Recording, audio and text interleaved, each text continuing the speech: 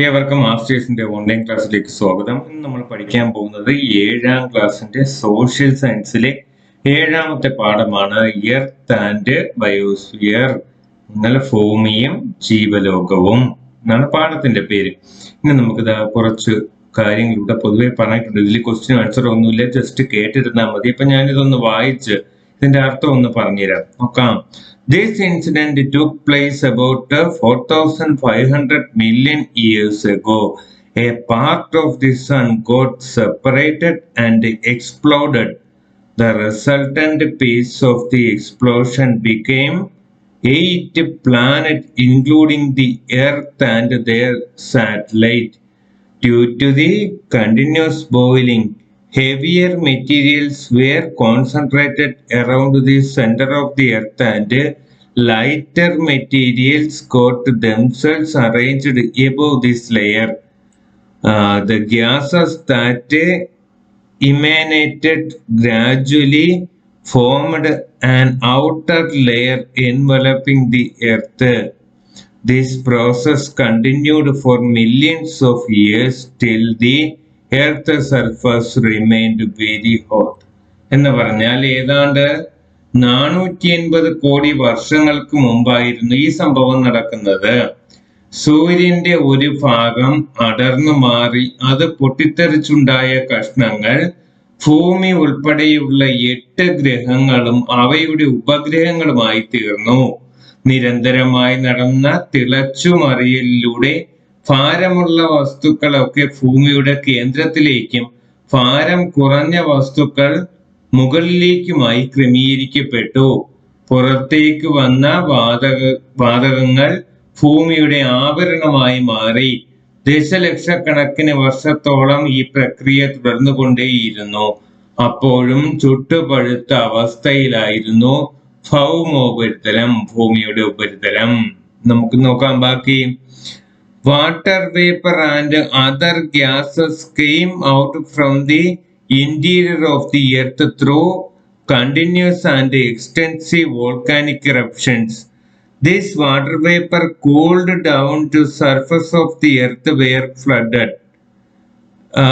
Thus oceans were formed. It took several species of plants and animals that we are see today evolved and finally the human beings. എന്ന് പറഞ്ഞാൽ നിരന്തരവും വ്യാപകവുമായ അഗ്നിപർവ്വത സ്ഫോടനങ്ങളിലൂടെ ഭൂമിയുടെ ഉള്ളിലെ നീരാവിയും വാതകങ്ങളും പുറത്തേക്ക് വന്നു. ഈ നീരാവി തണുത്ത മേഘങ്ങളും തുടർന്ന് വർഷങ്ങളോളം നീണ്ട മഴയും ഉണ്ടായി. ഭൗമോപരിതലത്തിലെ താഴ്ന്ന പ്രദേശങ്ങളൊക്കെ വെള്ളത്തിനടിയിലായി. അങ്ങനെ സമുദ്രങ്ങൾ ഉണ്ടായി. ഭൂമിയിൽ ജീവന്റെ തുടിപ്പുകൾ രൂപം കൊള്ളുന്നതിന് പിന്നെയും ലക്ഷക്കണക്കിന് വർഷങ്ങൾ വേണ്ടി വന്നു. ഒടുവിൽ നാം ഇന്ന് കാണുന്ന തരത്തിൽ ജീവൻ സസ്യങ്ങളുടെയും ജന്തുക്കളുടെയും ആയിരക്കണക്കിന് ഇനങ്ങളായി പരിണമിച്ചു. ഒടുവിൽ മനുഷ്യനും വന്നു. ഇത് ഇത്രയുമാണ് ഫസ്റ്റ് ഇൻട്രൊഡക്ഷൻ. അത് കഴിഞ്ഞ് നമ്മൾ ലിത്തോസ്ഫിയറിനെ പറ്റിയാണ് പഠിക്കാൻ പോകുന്നത്. ലിത്തോസ്ഫിയറിന്റെ കാര്യങ്ങൾ നോക്കാം നമുക്ക്. Huge mountains, broad plateaus, expensive plains, coastal areas, desert, islands and various land forms under oceans. അതായത് പടുകൂറ്റൻ പർവ്വതങ്ങൾ, വിസ്തൃതമായ പീഠഭൂമികൾ, വിശാലമായ സമതലങ്ങൾ, തീരപ്രദേശങ്ങൾ, മരുഭൂമികൾ, ദ്വീപുകൾ, അങ്ങനെ സമുദ്രത്തിനടിയിലെ വിവിധ ഭൂരൂപങ്ങൾ. അങ്ങനെ എത്രമാത്രം വൈവിധ്യമാർന്നമാണ് ഭൂമിയുടെ ഉപരിതലം എന്ന് പറയുന്നത്. Okay, earth surface is very much diverse. അപ്പൊ ഭൂമിയുടെ ഉപരിതലം ഒരുപാട് വൈവിധ്യമാർന്നതാണ്. The solid portion of the earth which contains all the land forms, rocks and the soil is called lithosphere. അപ്പം ഇവിടെ ഫസ്റ്റ് ക്വസ്റ്റ്യൻ വന്നു, എന്താണ് ലിത്തോസ്ഫിയർ എന്നുള്ളത്. അപ്പൊ ലിത്തോസ്ഫിയറിനെ പറ്റി എന്താണ്?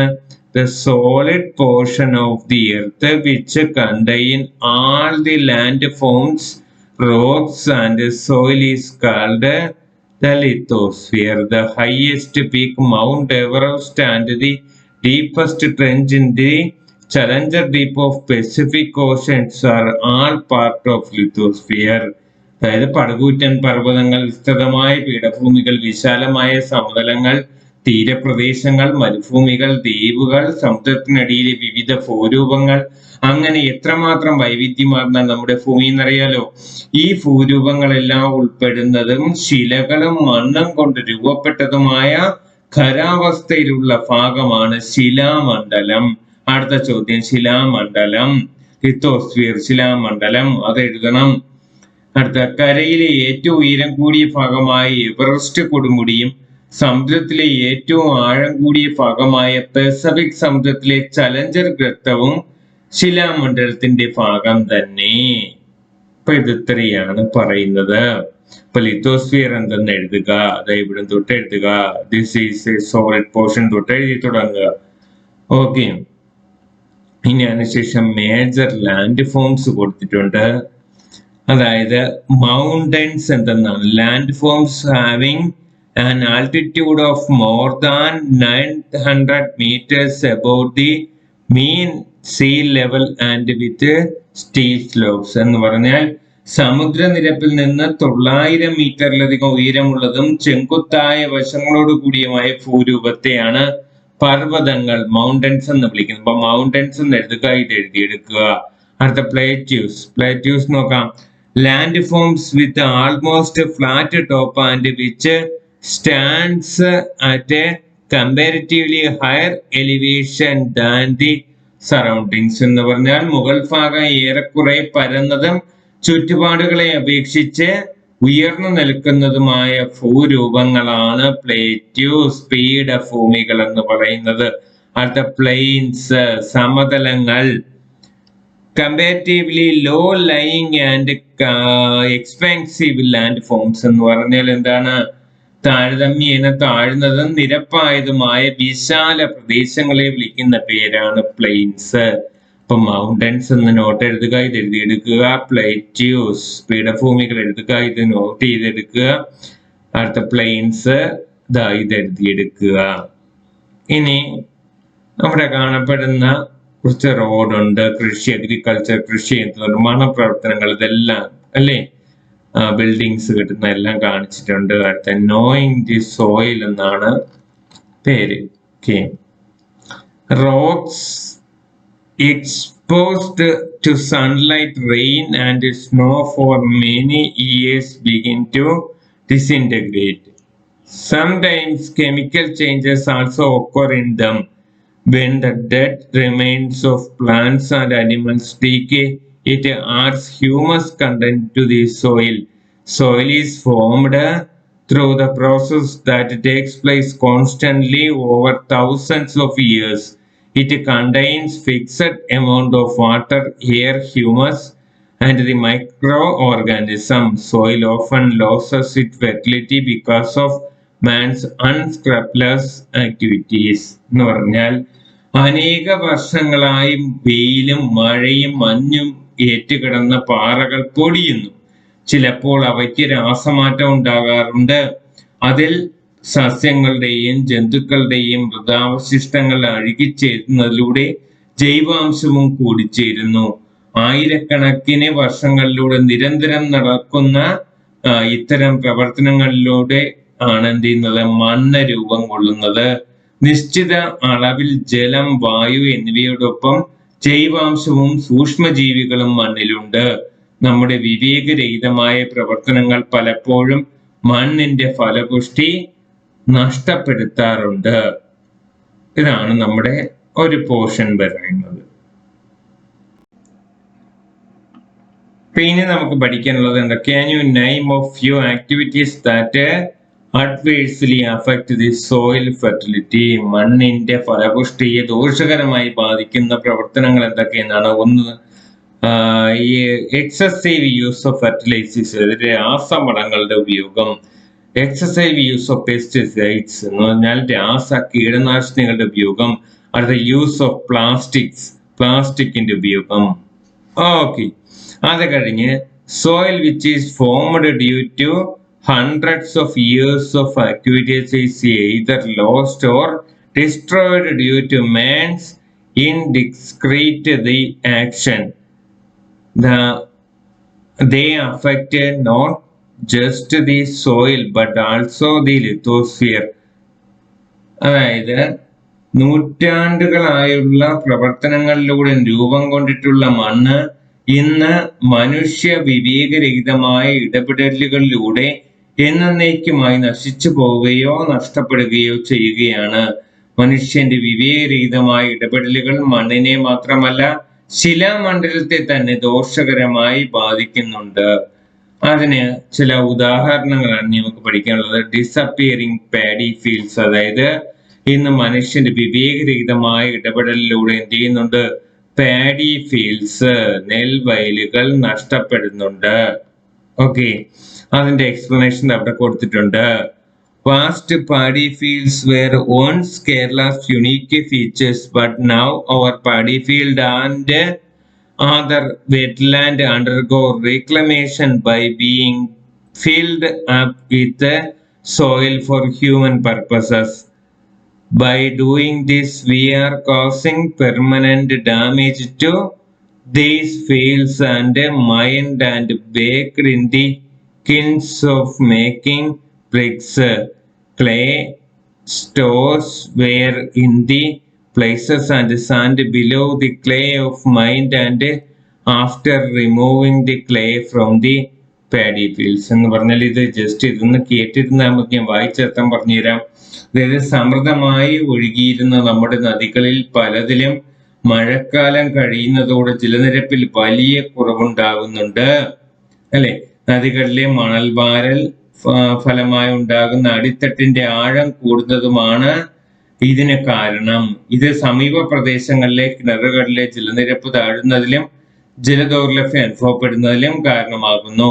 പല നദികളും ആഴം കൂടി അടിത്തട്ടിലെ പാറയിൽ എത്തിക്കഴിഞ്ഞിരിക്കുന്നു. ഇത് നദികളുടെ വശങ്ങൾ ഇടിയുന്നതിന് കാരണമാകുന്നു. മണലിനു വേണ്ടി മനുഷ്യർ നദീ തീരങ്ങൾ വ്യാപകമായി ഇടിക്കുന്നുണ്ട്. വളക്കൂറുള്ള നദീതീരങ്ങൾ ഇടിക്കുന്നത് ജീവനും സ്വത്തിനും കനത്ത നാശനഷ്ടം വരുത്തുന്നുണ്ട്. ഓക്കെ, ഇനി നമുക്ക് പഠിക്കാനുള്ളത് what were the other activities that destroy soil. എന്ന് വെച്ചാൽ മണ്ണിനെ മറ്റെന്തെല്ലാം പ്രവർത്തനങ്ങളാണ് മണ്ണിന്റെ നാശത്തിന് കാരണമാകുന്നത്? ഒന്ന്, ഡീഫോറസ്റ്റേഷൻ, വനനശീകരണം, കാടുകൾ നശിക്കുന്നത്. അടുത്ത, അൺസയന്റിഫിക് അഗ്രികൾച്ചർ പ്രോസസ്, അശാസ്ത്രീയമായ കൃഷി രീതികൾ. അടുത്ത, അൺസയന്റിഫിക് നിർമ്മാണ പ്രവർത്തനങ്ങൾ, അതായത് അൺസയന്റിഫിക് കൺസ്ട്രക്ഷൻ പ്രോസസ്സസ്. ഓക്കെ, നിർമ്മാണ പ്രവർത്തനങ്ങൾ. ഇനി അടുത്ത നോക്കാനുള്ളത് സീക്കിംഗ് ആൾട്ടർനേറ്റീവ്സ് ആണ്. അതായത് ബദലുകൾ തേടാം എന്ന് പറഞ്ഞാണ് കൊടുത്തേക്കുന്നത്. നമുക്ക് natural resources are for our use but their unrestrained explosions will lead to imbalance in nature. It is essential to find alternative to reduce the damage caused to nature by the over explosion of resource. അതായത് ചൂഷണത്തിന്റെ ഫലമായി, അതായത് പ്രകൃതി വിഭവങ്ങൾ നമുക്ക് ഉപയോഗിക്കാനുള്ളതാണ്, എന്നാൽ അവ അനിയന്ത്രിതമായി ചൂഷണം ചെയ്യുന്നത് പ്രകൃതിയുടെ സന്തുലിതാവസ്ഥ തകരാറിലാക്കുകയും അമിത വിഭവ ചൂഷണത്തിന്റെ ഫലമായി പ്രകൃതിയിൽ ഉണ്ടാകുന്ന നാശം കുറയ്ക്കുന്നതിന് ബദലുകൾ തേടേണ്ടത് ആവശ്യമാണ് നമ്മൾ പറഞ്ഞേക്കുന്നത്. ഓക്കെ, ഇനി അത് കഴിഞ്ഞ് ഹൈഡ്രോസ്ഫിയർ, ജലമണ്ഡലം നോക്കാം നമുക്ക്. അതിൽ പറയുന്നത് you have already understood that 2/3 of the surface of the earth is water. അതായത് ഭൂമിയുടെ 2/3 ഭാഗവും, ഭൗമോപരിതലത്തിന്റെ 2/3 ഭാഗവും ജലമാണെന്ന് നമ്മൾ പഠിച്ചിട്ടുണ്ട്. Okay, water in liquid state is found is oceans, rivers, lakes and streams on the earth's surface and below it as well.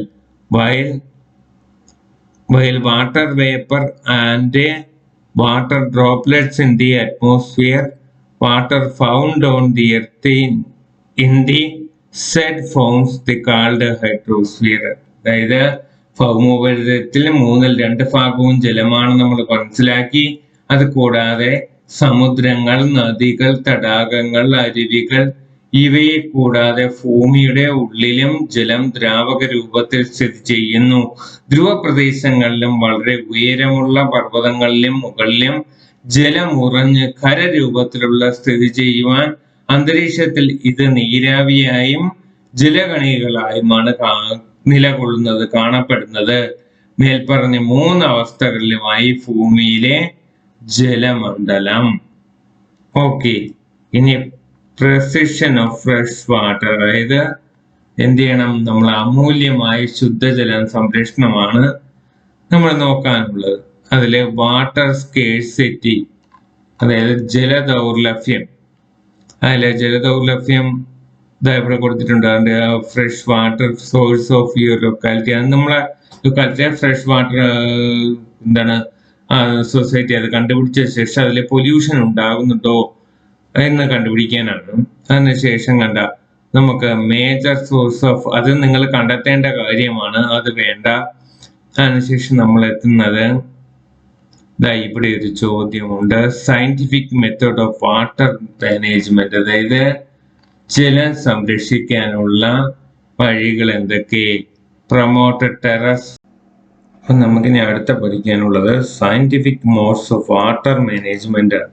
അതായത് ജലത്തെ എങ്ങനെ പരിപാലനം ചെയ്യാം, ശാസ്ത്രീയമായി ജലത്തെ എങ്ങനെ പരിപാലനം ചെയ്യാം എന്നുള്ളതാണ്. അപ്പൊ അത് ക്വസ്റ്റ്യൻ ആയിട്ട് എഴുതിയെടുക്കുക. അതിന്റെ ആൻസർ ഇതാവുന്നുണ്ട്. പ്രൊമോട്ട് ടെറസ് ഫാമിംഗ്, കുന്നിൻ ചെരുവുകളെ തട്ടുതട്ടുകളാക്കി കൃഷി ചെയ്യണം, ടെറസ് പോലെ ആക്കി കൃഷി ചെയ്യണം. ടെറസ് ഫാമിംഗ് പണം കൊടുത്തിട്ടുണ്ട്. അടുത്ത cultivation of fruit bearing trees instead of crops like coconut and അരക്കനട്ട് that have fibrous Roots along the rocky hill slopes with shallow soil. എന്ന് പറഞ്ഞാൽ പാറകൾ നിറഞ്ഞതും മണ്ണിന് ആഴമില്ലാത്തതുമായ മലനിരകളിൽ തെങ്ങ്, കവുങ്ങ് തുടങ്ങി നാരുവേരുകളുള്ള മരങ്ങൾക്ക് പകരം സ്ഥായിയായി അല്ലെങ്കിൽ സ്ഥിരമായി നിൽക്കുന്ന ഫലവൃക്ഷങ്ങൾ നട്ടുപിടിപ്പിക്കുക. പ്ലാവ്, മാവ്, പുളി പോലുള്ള സാധനങ്ങൾ നട്ടുപിടിപ്പിക്കുക. അതിനുശേഷം നോക്കട്ടെ, instead of concrete use locally available rocks and wood to create check dam along hill spaces. അതായത് മലഞ്ചെരിവുകളിലെ നീർച്ചാലുകളിൽ കോൺക്രീറ്റ് തടയണകൾക്ക് പകരം അതായതിടത്ത് കിട്ടുന്ന കല്ല്, തടി മുതലായവ കൊണ്ട് തടയണകൾ നിർമ്മിക്കണം. Construct earth walls from soil conservation, അതായത് മണ്ണ് സംരക്ഷണ കയ്യാലകൾ നിർമ്മിക്കണം. അടുത്ത avoid construction activities and cultivation of crops like tapioca, yam etcetera on the steep slopes since these crops required frequent drilling. ചരിവ് കൂടുതലുള്ള പ്രദേശങ്ങളിൽ നിർമ്മാണ പ്രവർത്തനങ്ങളും മരച്ചീനി, ചേമ്പ്, ചേന തുടങ്ങിയ മണ്ണിന് ഇളക്കമുണ്ടാക്കുന്നതുമായ തരത്തിലുള്ള വിളകൾ കൃഷി ചെയ്യുന്നതും ഒഴിവാക്കുക. അടുത്ത നോക്കട്ടെ, to not dump plant trees on barren land. എന്ത് ചെയ്യണം, തരിശമായ ഇടങ്ങളിൽ മരങ്ങൾ വച്ച് പിടിപ്പിക്കുക.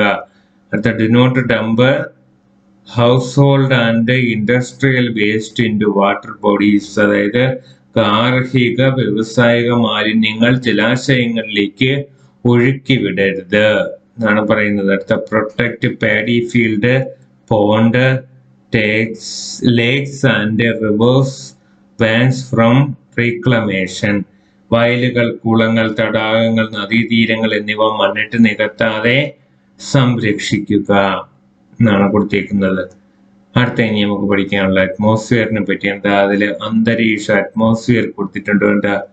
Carbon dioxide required for plants, സസ്യങ്ങൾക്ക് ആവശ്യമായ കാർബൺ ഡൈ ഓക്സൈഡ് അന്തരീക്ഷം നൽകുന്നു. ഓക്സിജൻ നൽകുന്നു, നമുക്ക് ആവശ്യമായ ഓക്സിജൻ നൽകുന്നു.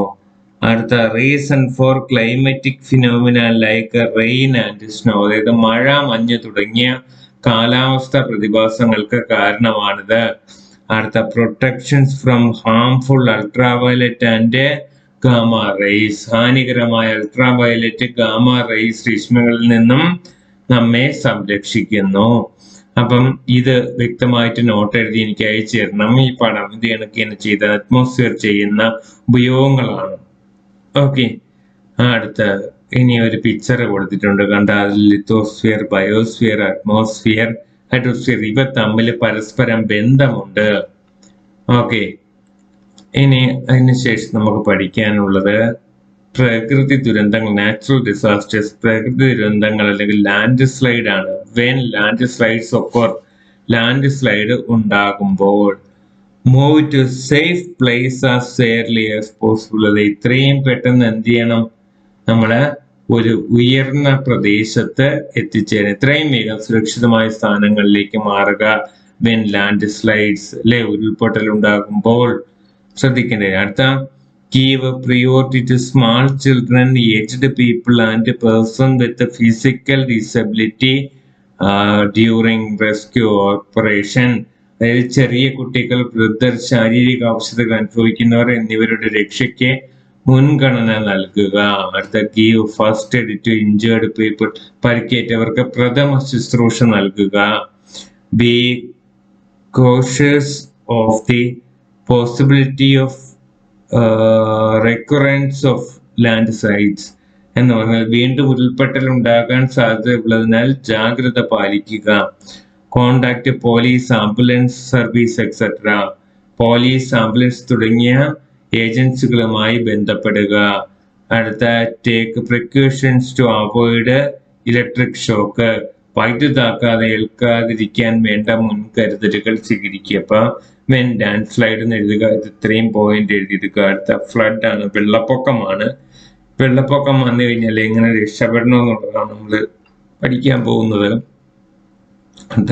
Do not construct houses very close to rivers. പുഴയോട് ചേർന്ന് അല്ലെങ്കിൽ നദിയോട് ചേർന്ന പ്രദേശത്ത് വീട് വയ്ക്കരുത്. Do not venture in to rivers during rainy season. മഴക്കാലത്ത് പുഴയിൽ ഇറങ്ങരുത്. അടുത്ത, paddy fields are places for percolation of rain water, avoid reclamation. അതായത് തീരത്ത് താമസിക്കുന്നവർ മഴക്കാലത്ത് പ്രത്യേകം ശ്രദ്ധിക്കണം. വിലപിടിപ്പുള്ള സാധനങ്ങൾ ഉയർന്ന സ്ഥലങ്ങളിലേക്ക് മാറ്റണം. അടുത്ത, cut off the electric connections if the water level rises. വെള്ളം കയറുകയാണെങ്കിൽ വൈദ്യുതി ബന്ധം എന്ത് ചെയ്യണം, വിച്ഛേദിക്കണം. അപ്പൊ ടു ടാക്കിൾ ഫ്ലഡ്സ് എന്ന് എഴുതുക. ഇത് ഇത്രയും പോയിന്റ് എഴുതിയെടുക്കുക. ഇതാണ് നമ്മുടെ പാഠം. ഇപ്പൊ എല്ലാവർക്കും മനസ്സിലായി എന്ന് കരുതുന്നു. ഒരു പ്രാവശ്യമല്ല, ഒന്നിലധികം പ്രാവശ്യം ഇത് കേട്ട് കണ്ട് പഠിക്കണം. അതോടൊപ്പം ടെക്സ്റ്റിൽ അടയാളപ്പെടുത്തി നോട്ടിലേക്ക് ഇത് പകർത്തുകയും വേണം. നമ്മൾ പഠിച്ച കാര്യങ്ങളെല്ലാം ഓർമ്മയുണ്ടല്ലോ.